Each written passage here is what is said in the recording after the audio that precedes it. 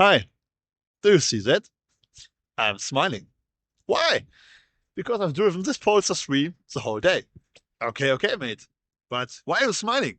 I will tell you. Welcome to Green Mobility. My name is Jonas.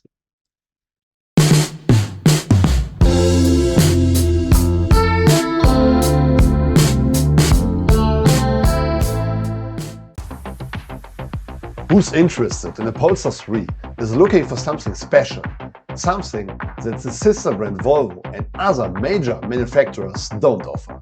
This video will tell you exactly what it is with the Polestar 3, how the car drives, and whether it's still worth buying the 400 volt architecture before the new 800 volt version arrives next year. When we talk about Polestar, we are looking at a car that immediately gives you this special, almost extraordinary feeling, interior and exterior wise. And especially on the outside, you notice it right away. The rear end has the striking presence.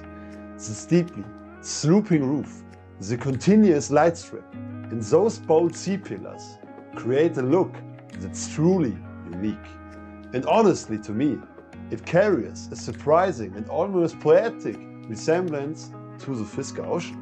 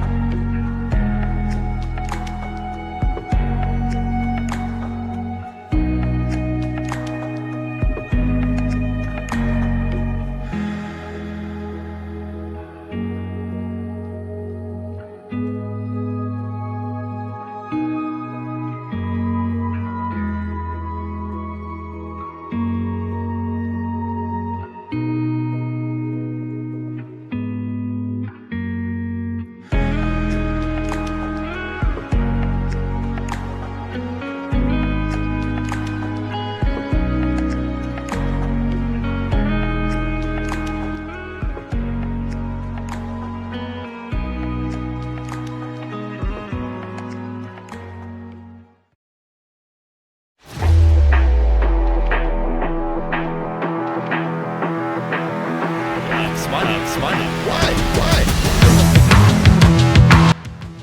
Alright, let's talk about some hard facts about the Polestar 3. I drove the long-range dual-motor model with 516 horsepower and the performance pack. You can still recognize it by the Swedish gold accents and the white badge on the front that you just saw. My car is also equipped with the optional air suspension, which receives an additional, more refined tuning thanks to the performance pack. You can adjust the air suspension in 3 different stages, and it's important for me to mention that in its most comfortable setting, it truly feels like a proper air suspension. In the firmest setting, however, it becomes quite nervous. My recommendation is a middle setup, because even with the 22-inch wheels, the Polestar offers a genuinely impressive balance between comfort and road connection, especially for a car that weighs almost 2.6 tons in this configuration.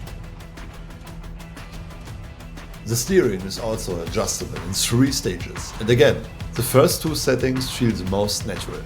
Overall, the steering does a good job for this type of car and its target audience. It provides enough feedback, has no almost dead zone in the medium setting, but still avoids being overly sharp. You can also adjust the throttle response in 2 modes, range and performance. In range, the pedal response is naturally more subdued, while in performance, every command is delivered instantly, allowing the car to accelerate from 0 to 100 km per hour in 4.7 seconds. The top speed is 210 km per hour.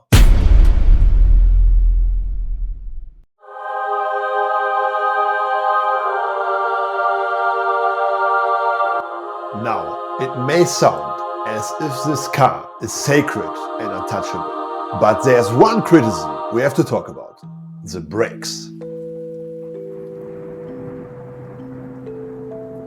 For one thing, despite all the different configuration options, the brake pedal feel cannot be adjusted. And on top of that, the Polestar 3 uses a brake-by-wire system, an electronic control setup that works without a mechanical or hydraulic connection between the pedal and the brakes. In principle, this technology provides a consistent brake pedal feel. However, the chosen pedal feel simply isn't good, and it doesn't inspire much confidence. This is something I would like to see improved, especially because this characteristic doesn't match the rest of the driving experience.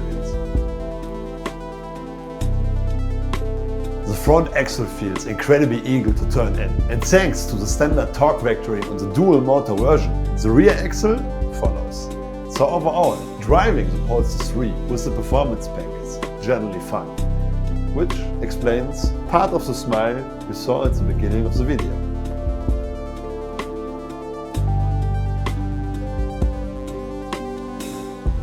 Why only part? Because I'm convinced that people don't buy the Polestar 3 with the performance pack primarily for its driving dynamics. There are other competitors, or entirely different types of cars that promise even more driving excitement.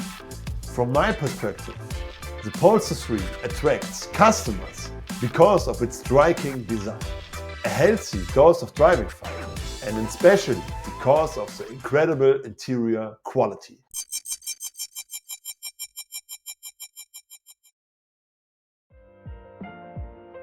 Starting with the material selection, and from 2026 with the 800-volt models, you will even be able to choose between 6 different interior designs. There's one thing I really have to highlight. Polestar offers 3 fantastic animal-free seat options, and honestly, they don't just match high-quality leather, they outperform it in a lot of ways. The steering wheel always animal-free too, no matter which upholstery you choose. What really surprised me is the seating position. Polestar says that even though you are an SUV, it feels more like sitting in a sports car, and they are absolutely right. For an SUV, you sit unusually low, and I personally love that. It just fits the character of the car perfectly. And here's the thing, the seats from Polestar and Volvo are generally among the best in the industry. The comfort is outstanding. The kind of comfort that gives you this little unexpected moment of joy every time you get in. All in all, the interior simply creates a feel-good atmosphere. Whether you look at the design, the quality of the materials, or the level of build quality, it's hard to find anything like it in the automotive industry. The interior itself definitely adds to my joy when I'm in the car. Before I reveal the final reason for my joy, let's quickly go over a few key points. The rear seats feel spacious and comfortable. There's a separate climate zone for the back, and with the optional Plus package, you also get heated seats. The rear floor is completely flat, as you'd expect from a well-designed electric car. The trunk offers 597 liters of storage, and there's also a small 32-liter frunk. The maximum towing capacity is up to 2.2 tons. No matter which powertrain you choose, every Polestar comes with a 9-inch driver display and a 14.5-inch central display. An optional head-up display is also available. The red lights are infrared cameras that monitors the driver's attention, and personally I think that's a good and sensible feature, especially in this case because it doesn't make me feel patronized at all. Apple CarPlay is always wireless and looks fantastic on the large screen. Route planning runs via Google Maps thanks to the Google operating system, and it even includes charging stops along the way. The voice control powered by Google does a good job, even though it doesn't quite reach the level of what, for example, Mercedes offers. Regarding the operating system, Polestar is providing all current and future customers of the 400-volt version with a free hardware upgrade, a new processor that is 8 times faster than before. All 800-volt models will come standard with the new hardware. Also in 2026, Google Gemini, Google's AI, will come to all Polestar models, starting with US English. On top of that, the new model year brings a significant boost in performance. The performance version, for example, will offer up to 680 horsepower. And of course, the major upgrade from 400 to 800 volt allows peak charging up to 350 kilowatt compared to the previous 250 kilowatt. There will also be a new rear axle motor and the option for the front motor to disengage when it's not needed.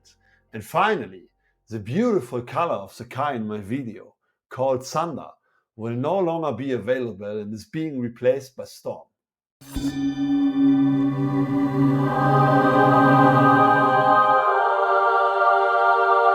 I know what you're thinking. Don't do the cheesy sound thing again. But hold on, I need to tell you about the final key to happiness. I'm smiling. Why? Because I'm doing this Polestar stream all day. Okay. Why am I smiling?